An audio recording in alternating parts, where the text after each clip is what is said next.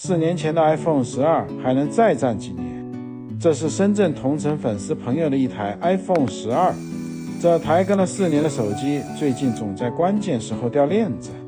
上周见客户时，15%的电量突然关机，差点让谈了半个月的订单泡汤。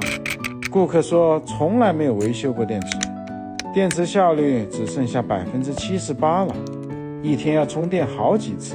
于是粉丝抖音联系到我们，给这台 iPhone 12换个电池。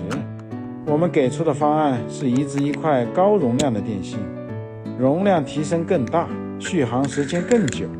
这样换好以后，手机系统不会出现未知部件的提醒，电池的健康度一币正常显示。下面我们来观看整个维修过程。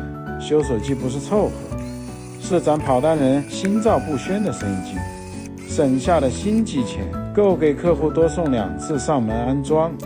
顺手的老伙计，比任何新款都懂咱跑街时的急火攻心。如果视频上展示的过程您还满意，可直接点击视频左下角的团购链接，看苹果全系列移植电芯的价格。